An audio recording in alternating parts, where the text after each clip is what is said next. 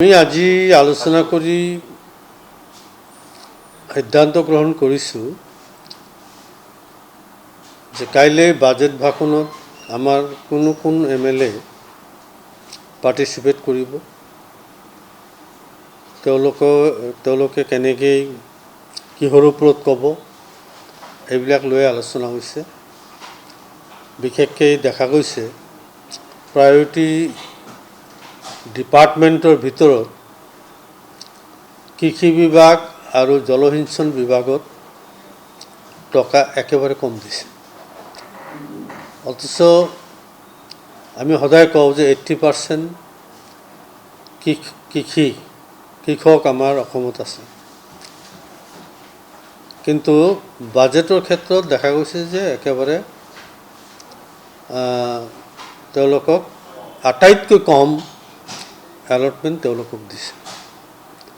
যে কৃষকৰ উন্নতি এই চৰকাৰে নিবিচাৰে, বিচাৰিলে বাজেটত টকা বঢ়াই দিলেহেঁতেন, কিন্তু প্ৰকৃততে বাজেটৰ পৰা দেখা গৈছে কৃষি আৰু জলসিঞ্চন। আজি এইবাৰ বৰষুণ কম, পথাৰত ফাট মিলিছে, পানীৰ ব্যৱস্থা নাই। জলসিঞ্চনত 24টা আঁচনিৰ ভিতৰত 20টাই বিকল হৈ আছে। গতিকে এইবিলাক কথাই কালি বাজেট ভাষণত আমাৰ মূল ইছ্যু থাকিব। আৰু যিটো ধাৰৰ কথা, 2 লাখ কোটিৰ ওপৰত ধাৰ লৈছে। তৰুণ গগৈ চৰকাৰৰ সময়ত কিমান ধাৰ আছিলে, যে হিতাধিকাৰীৰ ক্ষেত্ৰত প্ৰায়ৰিটি দিয়া হৈছে। হিতাধিকাৰী দি পেলাই অসমখন বাচিব নেকি? অতি ইজি মানি হৈ গৈছে, কাম কৰাৰ অভ্যাসটো কমি গৈ আছে দিনে দিনে। গতিকে হিতাধিকাৰী দিয়াতকৈ বিভিন্ন বিভাগত পইচা পাতি বেছিকৈ দি কেনেকৈ কৃষি উৎপাদন বঢ়াব পাৰি,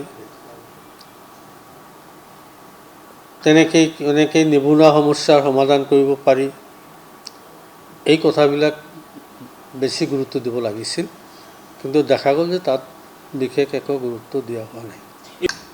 গতিকে এই কথা কম্পেৰেটিভলি এই কথাবিলাকেই অহাকালিৰ বাজেট ভাষণত আমি আলোচনা কৰিম।